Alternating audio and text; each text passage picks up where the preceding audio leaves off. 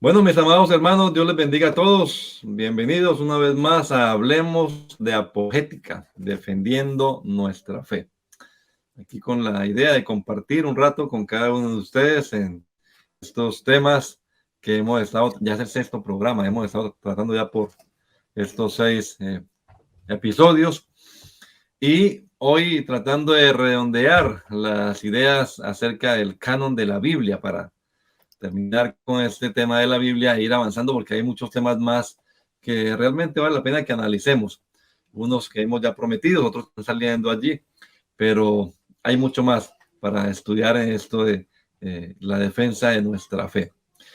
La vez pasada pues estábamos hablando acerca del canon del Nuevo Testamento, cómo se formaron los libros, pero hoy vamos a terminar un poquito de esto y también de la Biblia en general, para llegar a la conclusión de que lo que tenemos en nuestras manos hoy en día, la Biblia que usamos, es realmente la palabra de Dios, es confiable, y que no nos dejemos pues mover fácilmente de filosofías, de pensamientos, de opiniones que surgen por allí.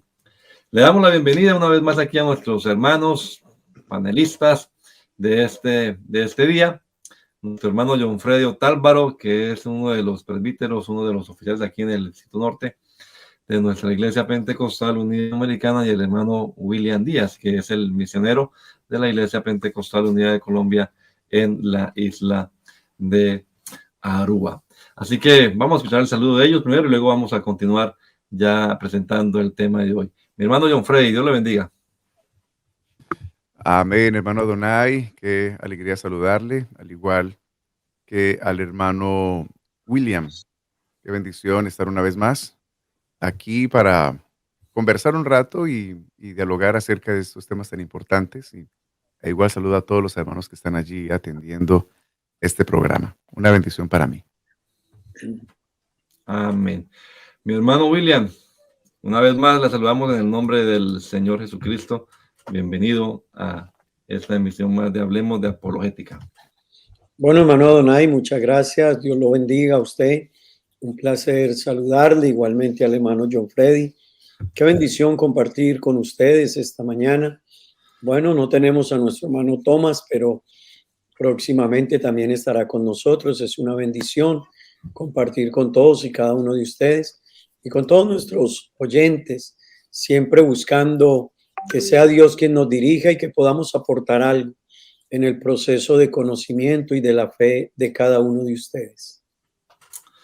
Amén. Sí, el hermano Tomás hoy está ocupado en sus labores, pero le extrañamos y ya estará una vez más aquí con nosotros, pastor en Denver, Colorado.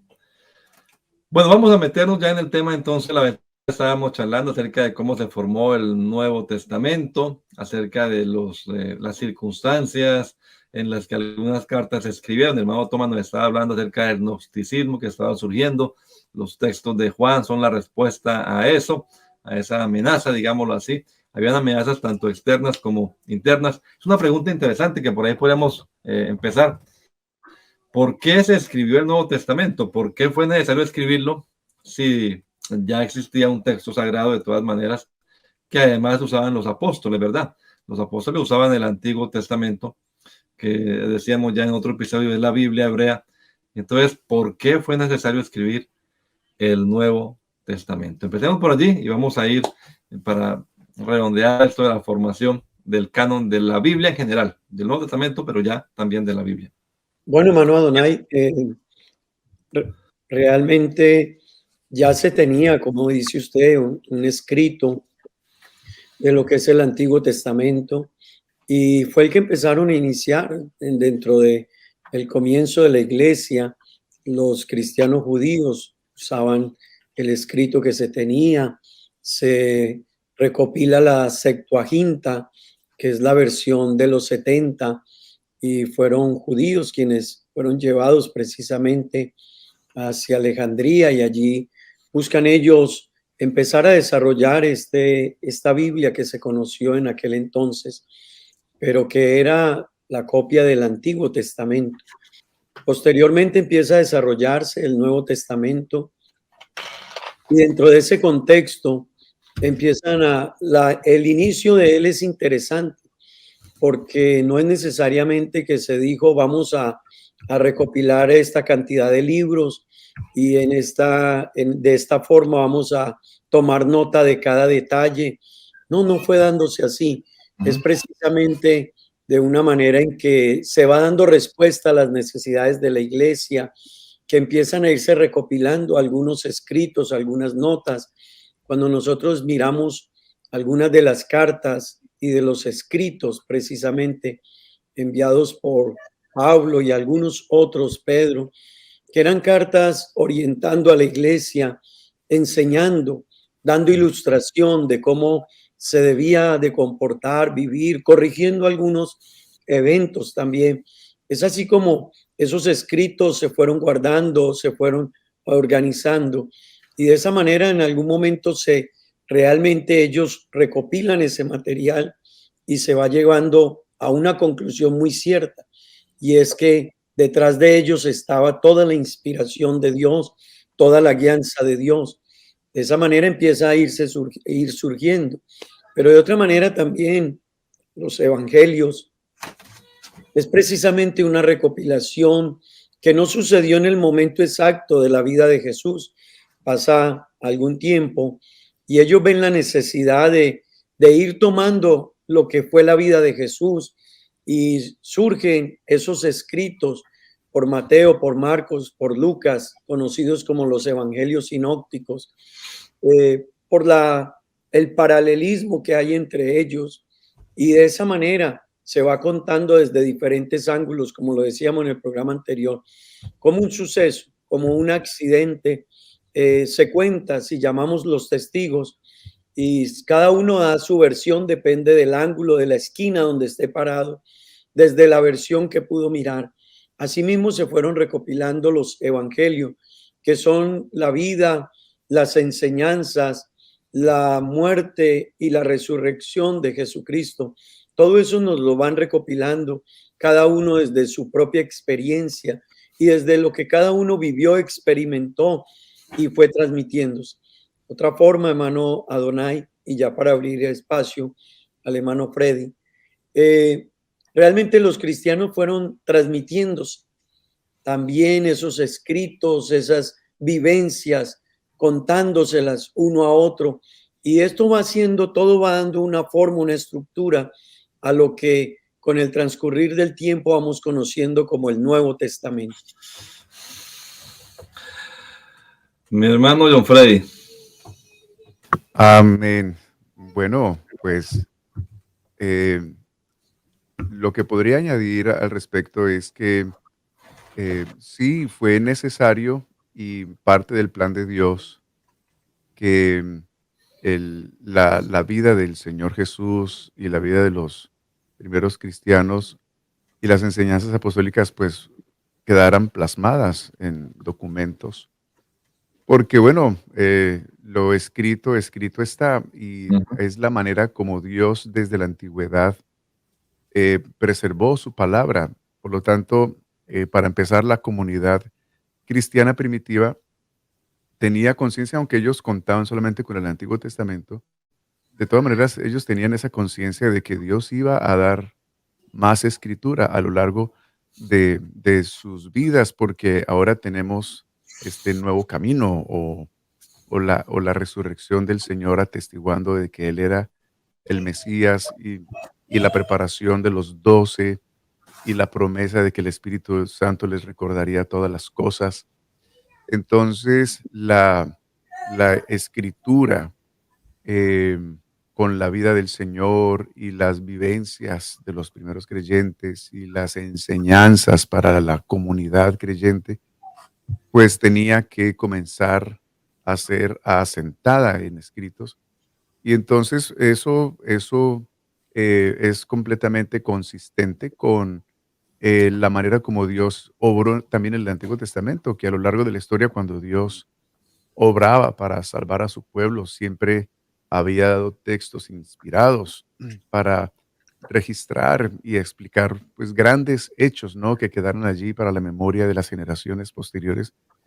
Y estos textos eran parte de los pactos que Dios hizo con su pueblo. Entonces, ahora tenemos la experiencia del primer siglo, la venida del Señor Jesús, la conmoción que Él genera, la vida, las señales, las enseñanzas y sobre todo, pues, su muerte y la resurrección, que es ese evento eh, poderosísimo, que es el que acentúa, testifica de que Jesucristo realmente es el Mesías. Entonces el Señor preparó a sus discípulos para escribir, podríamos decirlo así, para escribir más Biblia, Ujú. eh, diciéndoles que cuando Él se fuera, el Espíritu Santo eh, vendría y les recordaría todas las cosas y les haría saber las cosas que serían después de esas y tendrían un conocimiento más completo, ¿no? Entonces la generación de los apóstoles vio el cumplimiento de esa promesa en la inspiración de esa nueva escritura. Entonces uno ve, por ejemplo, al apóstol Pedro dando a conocer en sus cartas de que lo que había escrito Pablo era inspirado por Dios. Ujú. Y el mismo apóstol Pablo atestiguó en algunas de sus cartas que prestarle atención a lo que él estaba escribiendo era prestarle atención a la palabra de Dios, eh, y que debían tener cuidado con esto que se estaba comunicando en esas cartas. Y cuando el apóstol Pablo por allá dijo en Primera de Corintios que si alguno se cree espiritual, debe reconocer que este mandamiento proviene del Señor. ¿Sí se acuerdan de eso? Sí, Entonces señor. ahí habían esos visos de que sí, la escritura continuaría, vendría más Biblia, por decirlo de una manera, y Dios preparó todo el terreno para que eso se llevara a cabo. Entonces, sí había necesidad de que se escribiera lo que hoy conocemos el Nuevo Testamento para tener ese registro escrito de la vida del Señor, de la iglesia en sus comienzos y las enseñanzas que han dado forma a la iglesia a través de los siglos. Sí, uno puede contar, digámoslo así, de la manera secular, histórica, cómo se formaron los textos, ¿no? La razón que pudo haber. Mencionábamos algunas en el episodio pasado. Problemas externos, internos, en fin. Se iban muriendo, se iban haciendo ancianos los que fueron testigos presenciales, los que vieron, oyeron, palparon, como dice Juan. Entonces, era necesario que pasara a escrito para las nuevas generaciones. Pero detrás de todo, claro, está, como dice el hermano John Frey, pues la voluntad de Dios, la obra del Señor. Está actuando el Espíritu Santo. Y es que si uno leyera solamente el Antiguo Testamento, como lo tenemos en las Biblias nuestras, pues como lo organizó la Septuaginta, dejando a Malaquías de último, uno queda como con la expectativa de algo, ¿no? Porque hay algo anunciado que no se ha cumplido y como que está ahí, bueno, ¿qué pasará? ¿Cuál será el final de la historia? Y ese final de la historia está precisamente en el Nuevo Testamento, la historia de Jesucristo. Un tema también interesante que quizás tratemos en otra oportunidad, que vale la pena hacerlo, es las raíces judías del cristianismo, ¿no? Porque si bien el Antiguo Testamento es el texto sagrado para los judíos, ellos no aceptan el Nuevo Testamento, ellos no aceptan a Jesucristo como el Mesías. Y los cristianos, nosotros, que aunque tenemos raíces, digámoslo así, en el trasfondo de la religión judía, sin embargo, no somos judíos tampoco. Entonces es otro tema también muy interesante. Pero en el cristianismo, pues, el tema básico ya lo decían ustedes, hermanos, Jesucristo, la vida, la obra de Jesucristo, sus enseñanzas que se convierten luego, pues, en la doctrina cristiana. La palabra cristiana hace referencia, pues, a ese personaje, Jesús de Nazaret. Así que esa fue como la razón realmente de por qué fue necesario que se escribieran. Y ya decíamos también la vez pasada, el hermano William nos decía, pues no fueron los únicos textos tampoco que se escribieron, fueron muchos textos que se escribieron, muchos más, seguramente otros apóstoles y también otros hermanos escribieron historias acerca de Jesús, pero no todas han sido recopiladas, guardadas en lo que conocemos como el canon del Nuevo Testamento y en la Biblia. Es decir, no fueron inspiradas por el Espíritu Santo, como decía el hermano William en la vez pasada. Creo que también allí ya entonces llegamos al punto en el que podemos contar cómo se fueron formando, recopilando, mejor que ya se formaron, pero cómo se recopilaron estos textos 27 que tenemos en el Nuevo Testamento, con ese carácter pues de sagrado, y qué papel jugó la iglesia en este proceso, que además no fue de 1 o 2 años, sino de siglos prácticamente. Hermano John Freddy, usted en esta ronda en primer lugar. Bueno, gracias. No, me hubiera gustado que el hermano William fuera el primero. Pero bueno, vamos adelante. Claro, la formación de ese canon o esos libros inspirados no vinieron con una lista de contenido, así como lo tenemos ahora, ¿no? Sino que eran documentos que en su mayoría fueron cartas y bueno, los evangelios como tal, que comenzaron a circular por las iglesias durante siglos, como lo dijo ahorita el hermano Donay, y no eran pues los únicos que circulaban. También hubo otros documentos que teóricamente pudieran haberse considerado como escritura, o como inspirados, eh, pero que en su carrera por quedar en el canon o autorizados, no quedaron formando parte de la escritura, porque la iglesia, a través de un proceso de siglos, rechazó esos escritos por lo que fuera, por su contenido, eh, por de quien se decía que lo escribió. Y recordemos bien que la actividad del Espíritu Santo en la iglesia, pues, ha sido completamente, eh, y particularmente en esos siglos, en el aspecto de la autorización, de, de calificar esos escritos. Entonces, Dios, a través de la iglesia, en un proceso de siglos, comenzó a apuntar hacia qué escritos eran inspirados y cuáles no.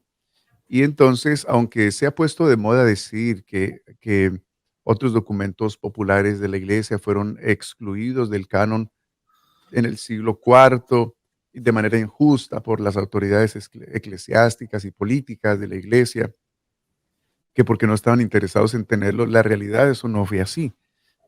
Más bien lo que ocurrió fue que en los primeros siglos se iba leyendo y estudiando los diferentes textos que estaban circulando, que eran de parte de los apóstoles y las cartas, y algunos de ellos simplemente la iglesia los reconoció como divinos o como autoritativos, y, y fueron abrazados como tal. Por lo tanto, finalmente, las autoridades eclesiásticas en concilios, también que se llevaron a cabo de manera, eh, vamos a decir, de uno tras otro en tiempos bien amplios, entonces comenzaron a recopilar esos libros y a autorizarlos también. Eso nos da como resultado esos 27 libros que tenemos en el Nuevo Testamento. Y también ellos miraron qué cartas y qué libros de esos habían sido copiados, habían llenado el imperio, ¿no? En todas las iglesias, en todo el imperio. Entonces fue más bien una acción divina a través de la iglesia, por medio del Espíritu de Dios, la que, la que finalmente autorizó. Podríamos decir que entonces la iglesia no fue la que confirió la autoridad al canon, sino que la iglesia lo que hizo fue recibir y dar testimonio acerca de los libros inspirados. Sí, la vez pasada el hermano William precisamente estaba hablando acerca de eso, que no fue la iglesia la que hizo sagrado o canónico un libro, sino que nada más descubrió lo que no le transmitió, sino que ya ella reconoció, ¿no? Estaba mirando acá un versículo que algunos apologistas usan para demostrar pues que lo que usted decía, o creo que fue usted el que dijo, o el hermano William, Pedro, por ejemplo, conoció que los escritos de Pablo eran reconocidos como sagrados, ¿no? Como palabra de Dios. Pablo mismo habla también a los tesalonicenses que la predicación de ellos era palabra de Dios. Y aquí hay un versículo en el que escribe el apóstol Pablo, pues la escritura dice, no pondrás bozal al buey que trilla, y digno es el obrero de su salario. Estoy leyendo un texto del Antiguo Testamento con un texto del Evangelio de Lucas, ¿ya? Digno es el obrero, es la frase que Jesús usó en el Evangelio de Lucas.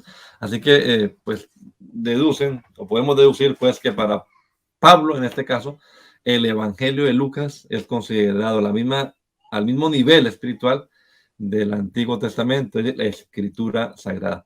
Hermano William. Bueno, hermano Adonai, el hermano Freddy hacía alusión a algo muy importante, y es que detrás de todo este proceso está el Espíritu Santo de Dios obrando. Inicialmente, como él explicaba, se fue recopilando todo el proceso, se fue ahondando en él, y cada día se fue viendo la necesidad. La iglesia necesitaba precisamente ser instruida, ser formada, y cada documento que fue escrito traía eso que hablábamos hace un momento, y venía por la guianza y la inspiración del Espíritu Santo.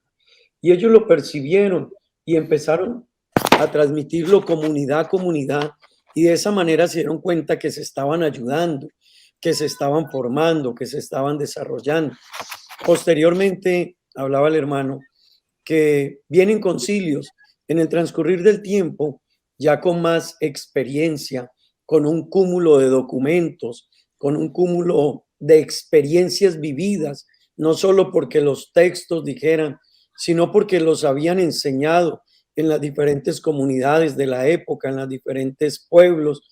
Y eso hizo que vieran el cambio, viesen la transformación. Después de eso, entonces, con otra experiencia de años de conocimiento, de historia, se empieza a elaborar lo que se conoce como ese canon del Nuevo Testamento. ¿Qué es? ¿Qué no es? ¿Cómo organizarlo? ¿Cómo estructurarlo? Y entramos entonces a decir que no fueron los únicos libros que habían. Había muchos otros libros, muchos otros escritos importantes. Y es allí donde entra a jugar la iglesia un papel también trascendental para mirar qué se podía aceptar, qué no se podía aceptar, qué pruebas se hacían, cómo se reconocían algunos. Y vienen una serie, digámoslo así, de análisis, de discusiones frente a qué libros aceptar y qué libros no aceptar. Y luego posteriormente se aceptan unos libros de lo que conocemos hoy, perdón, como el canon del Nuevo Testamento, pero también entran otros libros que fueron acompañando a ese canon, y es precisamente los libros deuterocanónicos, que van pasando un tiempo con ellos, se sostienen en algunos concilios, en algunas reuniones, en algunas épocas de la iglesia. Algunos los defendieron, otros decían es necesario no dejarlos. Y de esa manera, en el transcurrir de los años, se llega a la conclusión de que es necesario dejarlos a un lado, aunque algunas versiones de las Biblias todavía hoy lo sostienen. Sin embargo, tenemos que decir que hay un canon oficialmente aceptado como inspirado por Dios, como aprobado, como un canon que ayudó a construir realmente la vida individual, personal, pero también la vida en comunidad de la iglesia. Y aquellos otros libros conocidos como deuterocanónicos se reconocen como libros que aportan conocimiento, que aportan historia, que tienen algunos hechos y sucesos importantes, pero que de trasfondo en ellos se encuentra que no son inspirados por Dios. De ese orden, hermanos, tenemos que decir que lo que tenemos hoy, conocido como el canon del Nuevo Testamento, porque ya hemos hablado del Antiguo Testamento, es precisamente un canon estructurado, inspirado por Dios, que pasó toda una secuencia de pruebas, de análisis, como lo hablamos en algunos segmentos anteriores. No ha sido un proceso a la ligera tener el canon, ni del Antiguo ni del Nuevo Testamento. Ha sido un proceso selectivo con eruditos que lo han estudiado, analizado, para llegar a lo que tenemos hoy, después de una serie de siglos, de años que han pasado, a lo que conocemos hoy como el canon del Nuevo Testamento. Y decíamos hace un momento, precisamente por eso, con esa certeza se puede decir lo que dijo Pablo de Pedro, lo que dijo Pedro. Precisamente tenemos la palabra profética más segura, a la cual hacéis bien en estar atentos como una antorcha que alumbra en un lugar oscuro. A lo que dijo precisamente Pablo escribiendo, cuando él dice que toda la escritura es inspirada por Dios. Para llegar a esa conclusión no se llegó de la noche a la mañana. Hay todo un proceso, hay un análisis, hay un estudio de las regiones, hay un estudio de la cultura, hay un estudio de los nombres, hay un estudio de los episodios, hay unos cuadros comparativos para poder analizar y decir, aquí dice, Pablo habla de tal persona, Pedro menciona a tal persona. Es verdad que esas personas existieron en esa época. Esos apellidos de los que se hace mención efectivamente eran los apellidos de la época. Así que cuando se llega a eso que dice la palabra de Dios en 2 de Timoteo, donde se está expresando en el capítulo 3, versículos 15 al 17, toda la escritura es inspirada por Dios y útil para enseñar, para redarguir, para corregir y para instruir en justicia, a fin de que el hombre de Dios sea enteramente preparado para toda buena obra. Para llegar a esa conclusión, hay todo un proceso de selección, de análisis, pero que detrás de ese proceso no hay alguien diferente, sino el Espíritu Santo. No Amén. fue, y volvemos al mismo punto, no es la iglesia la que decidió aceptar la inspiración ya estaba. Ellos simplemente tuvieron que reconocer que no había cómo escribir algo mejor, que no había cómo poner algo del pensamiento humano que pudiese superar lo que ya se había escrito y se tenía.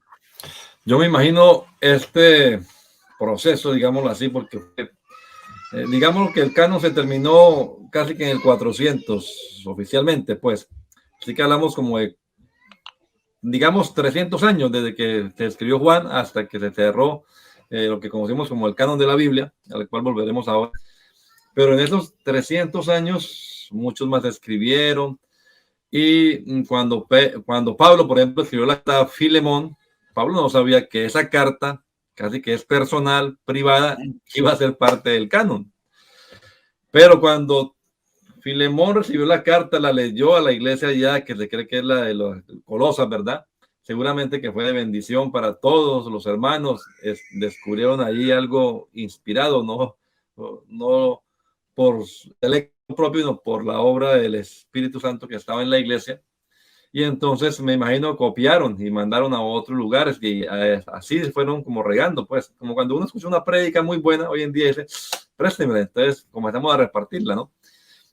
Pero sin saber, pues, en ese momento de que eso sería forma o finalmente reconocido como Biblia, como sagrado. Sí, la iglesia está reconociendo que ese texto es un texto especial. Y finalmente, cuando ya llegan estos concilios especializados, estas personas que comienzan a analizar y a criticar y a comparar, porque también habían otros textos como las epístolas, la epístola esta de Bernabé y otros más que escribieron, por ejemplo, Ignacio de Antioquía, ¿no? Policarpo de Hirna, que es lo que se conoce como la literatura de los padres eclesiásticos, ¿no? La patrística que llaman algunos.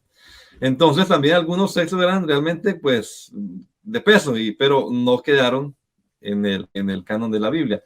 Pero cuando estos señores estaban como analizando todo esto, no fue que ellos impusieron a la iglesia, bueno, estas son la lista de los 27 que vamos a tener en nuestras iglesias, sino que más bien también ellos, a la vez que la iglesia reconoció lo que el Espíritu de Dios hizo en ese texto, también estos señores reconocieron lo que la iglesia ya había dado o avalado, digamos, que era esa inspiración divina que tenía el texto sagrado. Es lo que me imagino yo pues, en la historia, así como armando un poquito ese proceso en el cual, del cual estamos hablando ahora, que es el proceso de formación de la Biblia. La Biblia no cayó del cielo a la tierra, completica los 66 libros, ¿no?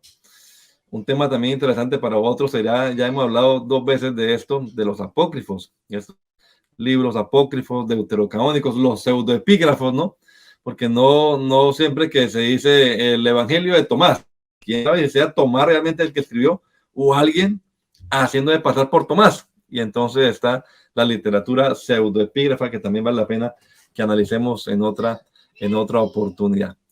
Pero ya llevamos media hora en este programa y no hemos avanzado lo suficiente como para que las personas digan, se terminó el tema, y realmente es complicado en media horita redondearle todo a usted, querido hermano, amigo. Pero sí queremos de verdad animarle a confiar en la palabra de Dios. Esa es nuestra intención. Este texto que tenemos aquí, en mi caso, pues en español, la Reina Valera, esta es la versión 95. Sería bueno también hablar un poquito de las versiones, ¿no? Las versiones, las revisiones, las traducciones de la Biblia. Este texto es un texto confiable. Podemos decir que esta es la palabra de Dios y acudir a ella con confianza, en plena certidumbre de fe, pues, creyendo que de ahí me habla Dios. Esta es la palabra de Dios, el mensaje de Dios para mi hermano William. Usted tenía la mano levantada. Gracias, Adonai. Me parece muy importante lo que estás diciendo, a manera de como una conclusión ahí, pero yo quisiera aportar algo más. En eso de la inspiración, hay tantas maneras de mostrarlo bíblicamente, y como en programas anteriores lo hablábamos, también con las vivencias personales, pero también déjeme, se lo digo de otra manera, la Biblia no solo, ya hablando del texto completo, la Biblia no solo ha aportado en la parte religiosa, no solo ha sido el manual de vida de los cristianos, como la gente de pronto lo ve y algunos lo analizan y lo procesan. No es que ese es el manual de ustedes. No, la Biblia, el mundo de hoy y a través de la historia le debe demasiado a la Biblia. Permítame decirle, las leyes, los códigos, las constituciones de los países, las que se han estructurado, bien estructuradas, vienen a partir de la Biblia. Las normas de conducta, de enseñanza, de vida, de buen vivir para con el prójimo, para con la sociedad, en el medio y principalmente para con Dios, se le debe a la Biblia. Así que, hermano Adonai, hermano Freddy, la deuda que tiene la sociedad con la Biblia es muy grande. Más allá de pensar solo en ella desde el texto bíblico y sagrado de la iglesia, no, es el mundo, cristiano y no cristiano, tiene una deuda muy grande con la Biblia. A ella le debemos lo que hemos llegado a hacer hoy.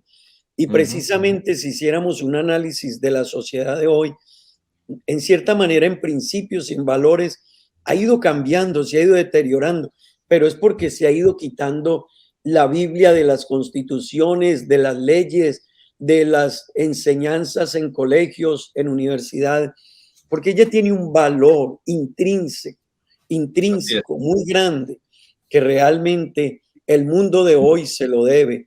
Y valga la pena decirlo, siempre que miremos la Biblia tenemos que mirarla desde diferentes aspectos, pero tenemos que decir que ahí está la obra de Dios, la obra del Espíritu Santo, que nos dejó un gran libro, una gran colección de libros, que es lo que hoy tenemos y a la que podemos decir que sencillamente ella es palabra de Dios.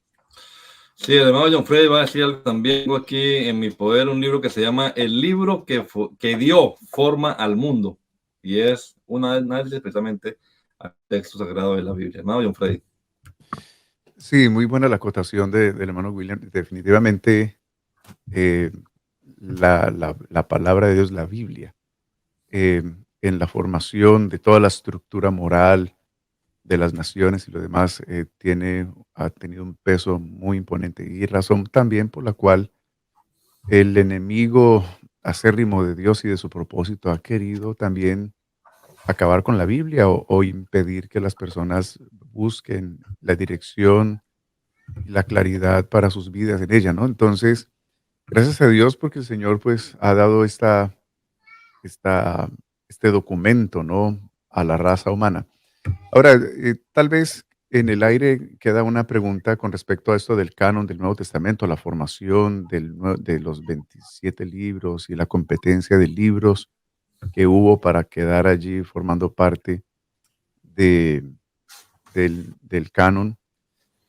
Pienso que es muy bueno acotar algo para que los creyentes y bueno, las personas en general tengan ese conocimiento y es de que frente a la pregunta de cómo sabían los creyentes del primer siglo, a los que apenas comenzaban a reunirse para hablar de Jesús y todo lo demás, y que no tenían pues el Nuevo Testamento, sino que contaban con el Antiguo Testamento y lo demás, eh, ¿cómo sabían ellos que los libros que iban llegando a ellos, las cartas, venían de parte de Dios? Entonces se usaron algunos criterios dentro de los cuales uno de magna importancia era que eh, debían provenir de alguien que, que caminó con el Señor y que vio al Señor resucitado.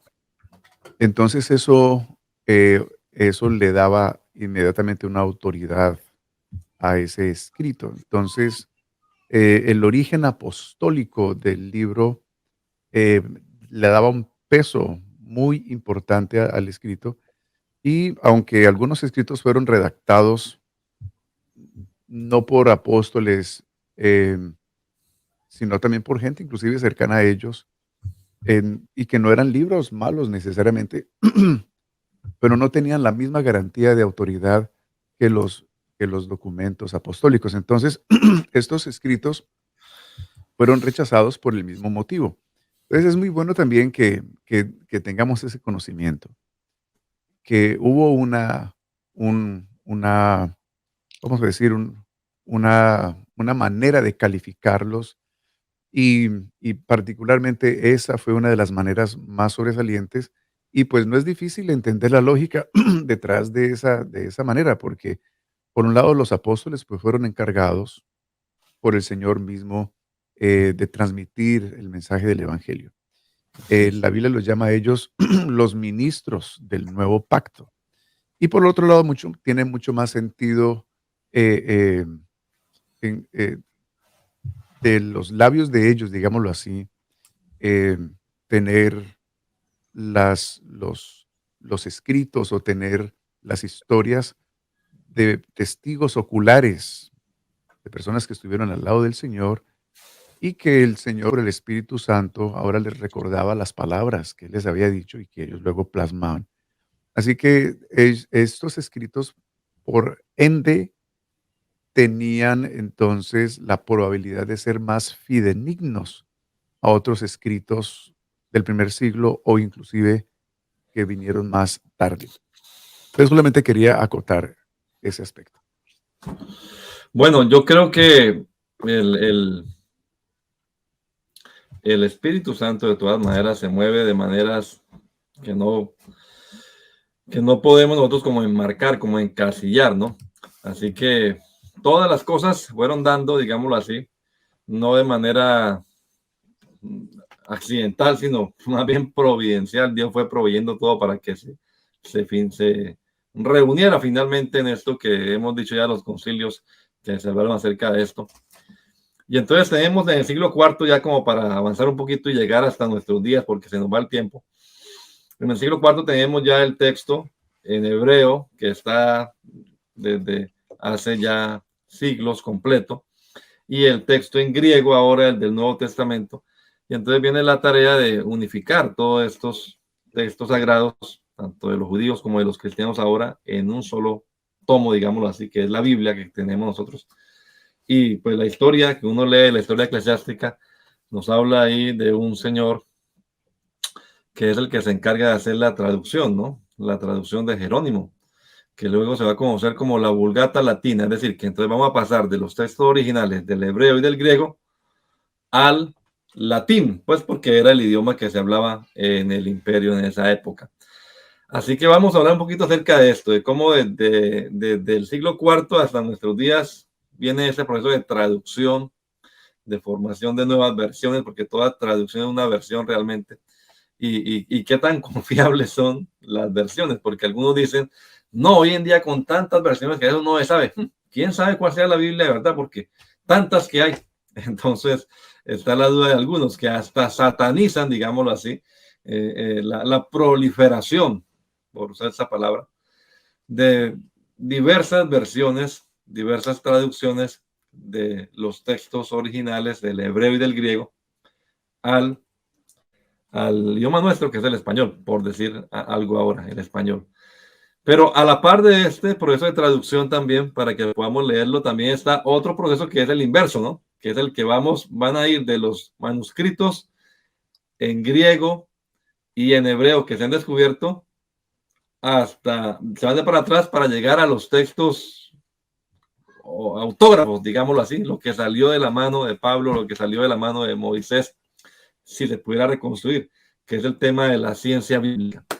Hablemos entonces, me parece primero de lo de la traducción y dejemos lo de la ciencia bíblica para después, en otro momento. Hermano, a ver, creo que le corresponde al hermano William en esta ronda, en primer lugar. A mí me parece que era Freddy, ¿no? Bueno. Hermano. Bien pueda, Freddy, bien pueda. Bueno, muchas gracias. Bueno, sí, sería muy bueno acotar que hace 500 años atrás, los creyentes de habla hispana no poseíamos ningún ejemplar completo de la Biblia en nuestro idioma. Hoy glorificamos a Dios porque tenemos la Biblia en nuestro idioma y no solamente tenemos una sola traducción, sino que tenemos abundancia de traducciones en nuestro idioma. Eso se suscitó gracias a la Reforma Protestante, porque eso sacó a la luz la importancia de leer la palabra del Señor. Y también es muy bueno acotar que el invento de la imprenta, que se suscitó con el propósito de imprimir la Biblia, es otra razón, es otro adelanto que le debemos a la Biblia, ¿no? Digámoslo así. Fue lo que permitió la proliferación de los manuscritos, o de más bien del escrito físico, ¿no? Para que las personas pudieran tener acceso a ello. Entonces, igualmente las traducciones del Nuevo Testamento se hacen con base en un texto griego formado a partir de una serie de manuscritos. Entonces, ese texto griego sirve como base para realizar diferentes versiones o traducciones de la Biblia. Entonces, más o menos por allá por el año 1800, prácticamente había un solo texto griego base que estaba realizado a partir de manuscritos que se habían encontrado hasta ese momento. Pero en los años 1800, por ahí se crea un nuevo texto base griego del Nuevo Testamento, con nuevos manuscritos que se vinieron descubriendo y que son mucho más antiguos y mejores, más claros que los que se usaron en las traducciones, en las primeras traducciones de la Biblia al español. Este texto popularmente, este nuevo texto basado en manuscritos más viejos, se le llamó el texto crítico. Sí. Y entonces, con base en ese texto crítico, es lo que se viene usando lo que se vino usando para traducir otras diferentes versiones de la Biblia. Entonces, ahorita el hermano Donay levantó la mano. Levantó la mano con la Biblia Reina Valera, ¿no? Sí, la reina de la verdad. Entonces él dijo, bueno, aquí tenemos la palabra de Dios, y luego él dijo, esta es la Reina Valera, esta es la palabra de Dios, esta es la confiable, que puede ser traducida como algunos creen que la Reina Valera como que cayó del cielo, ¿cierto? Es la traducción perfecta. Pero realmente la Reina Valera es una de tantas traducciones y fue la primera. Eso es lo que la pone a ella en ese lugar tan amado por por los que hablamos el español, porque fue, eh, podríamos decirlo, la más popular. No tengo idea si fue la primera o creo que hubo una antes, la Alfonsina o algo así por allí, pero tiene que ver con esa traducción que, que bueno, que se logró en el español, que se difundió y lo demás, y que ha venido siendo revisada para irle mejorando el idioma con respecto, ha venido cambiando. Pero han venido otras traducciones que se han hecho a partir de textos más antiguos. Entonces, la Reina Valera fue traducida a partir de el texto que es, creo, ¿cómo se llama? Masorético. Me La Biblia, corregirán. el Antiguo Testamento del texto masorético y el Nuevo Masorético. Testamento del Textus Receptus en la Reina Receptus. Valera. Exactamente. Pero entonces ese Textus Receptus es esa base de textos muy tardíos, muy de acá, pero luego los descubrimientos arqueológicos y los descubrimientos de manuscritos más antiguos nos hacen formar este texto crítico que viene siendo usado para traducciones más modernas y que es muy bueno que tengamos al haber nuestro todas esas traducciones.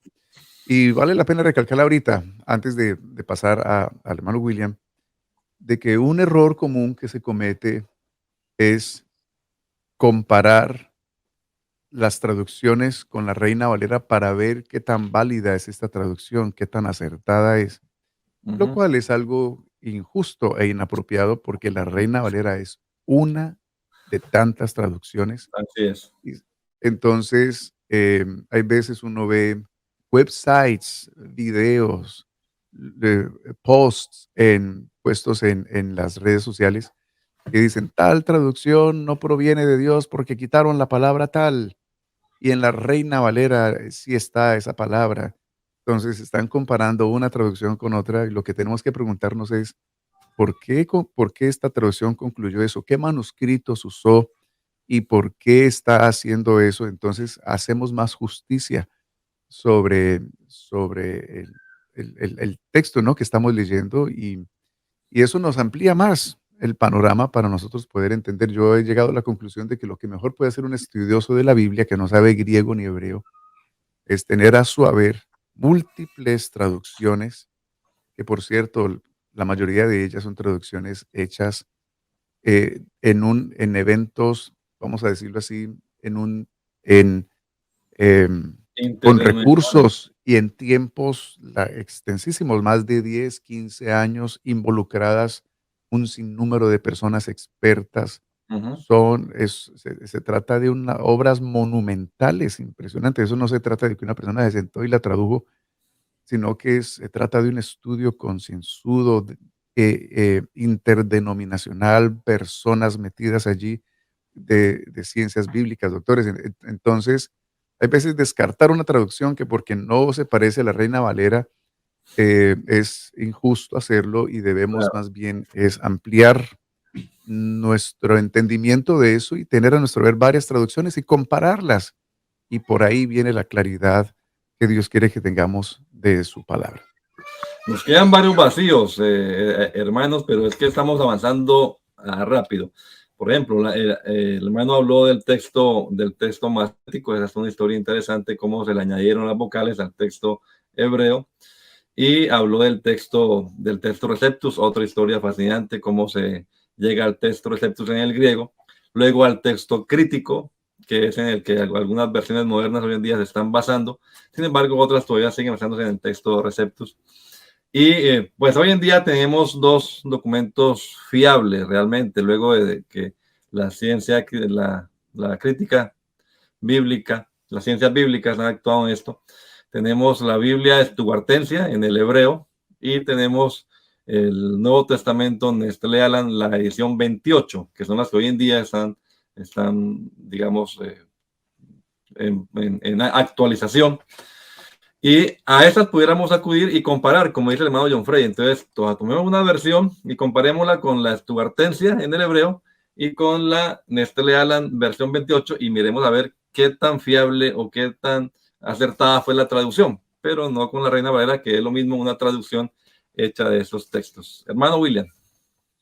Bueno, hermano Donay, perdón, realmente el hermano Freddy hablaba sobre que la Reina Valera no es la primera, y es verdad, no lo es, pero sí es una Biblia.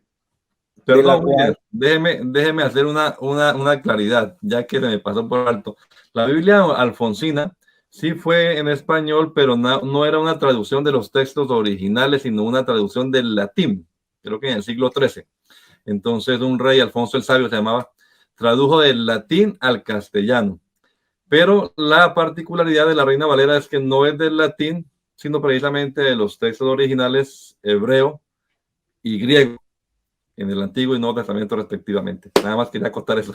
Siga, William. no, pues, eso era lo que iba a decir, que sin ser la primera, sí es una versión muy, muy analizada frente a los textos griegos, y eso le da la altura que ella tiene, y precisamente es cuando se unen Casiodoro de Reina y Cipriano de Valera en ese deseo de darle estructura, de darle forma, y encuentran que ella es precisamente el texto más apegado, la desarrollan y es la que hasta el día de hoy mantenemos, como decían los hermanos, sin desmerecer la posición de otras versiones que hay. Pero también yo quisiera decir algo y acotar algo ahí. También hay que tener cuidado porque hoy hay una proliferación de diferentes puntos, desde diferentes pensamientos ideológicos, y también se están sacando versiones de la Biblia a este último tiempo que se acomodan a algunos puntos de vista particulares, algunas ideologías. Entonces, no desconocemos las versiones actuales que se sacan, que son diversas y se pueden comparar, y como decía nuestro hermano, habría que compararlas con los textos antiguos, pero también hay que tener cuidado porque alguna persona hoy al leer, entonces alguien le puede decir, mira, esta es la Biblia que tenemos de nuestra iglesia, esta es la Biblia, la versión que sacamos nosotros, esta versión tiene tal ideología, esta línea de pensamiento, y eso también nos invita a tener cuidado porque estamos viviendo un tiempo de número uno, de cumplimiento de la palabra de Dios, donde se multiplicarían cantidades de pensamientos proféticos, religiosos, y eso también ha traído ciertos cambios. Pero decirle a la gente, la Reina Valera sigue siendo una versión muy fiable, muy confiable, en la que nos basamos, pero igual tenemos diferentes versiones que son válidas y con las cuales nos apoyamos, corroboramos textos y encontramos que en algunos textos son más claros, más fáciles de exponer, explicar, porque el lenguaje que se usa ayuda mucho al que está frente a ese texto sagrado. Es como lo que quería decir, y con una conclusión última, poderles decir, hermanos, el texto que nosotros hoy tenemos no era inicialmente así. Se debe a un proceso de organización, estructuración, a los talmudistas, a los masoretas. La Biblia inicialmente no estaba como la tenemos hoy, dividida en capítulos, en versículos para ayudar a la gente.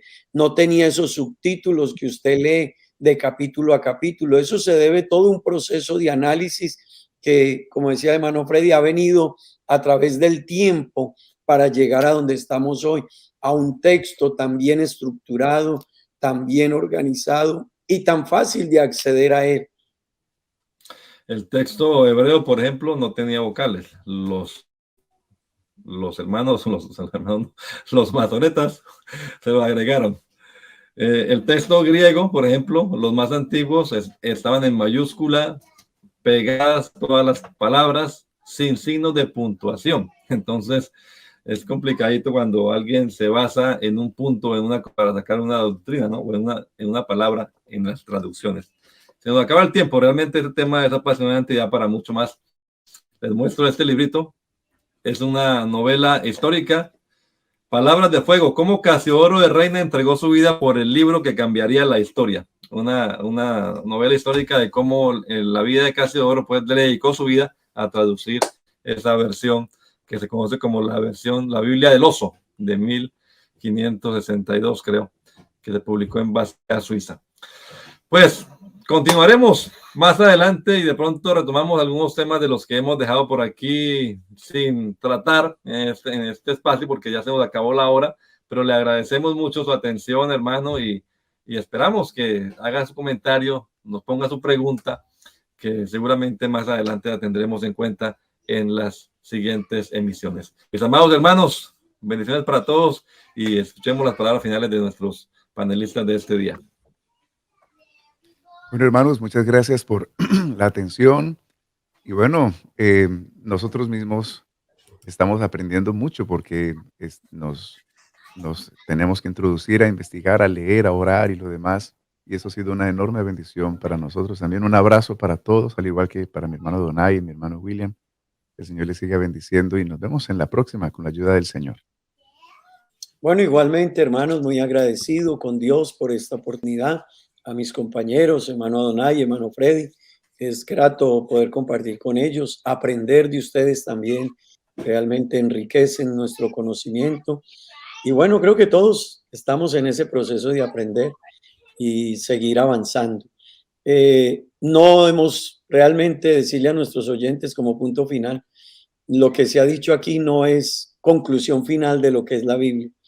Hay mucho, mucho por decir de ella, mucho por hablar de ella, de sus aportes, de mucho que decir de todo lo que ha impactado nuestras vidas, pero son pequeños aportes que podemos traerles y que resumen un poco el valor de este libro y el autor que este libro tiene. Que Dios les bendiga a todos y gracias. Amén. Deje de estudiar hoy y dejará de enseñar mañana, decía un maestro. Así que no se desanime, vamos a seguir profundizando cada día más en las Sagradas Escrituras. Dios les bendiga a todos, mis amados hermanos. Recuerde, Cristo viene pronto. Maranata. Gracia y paz.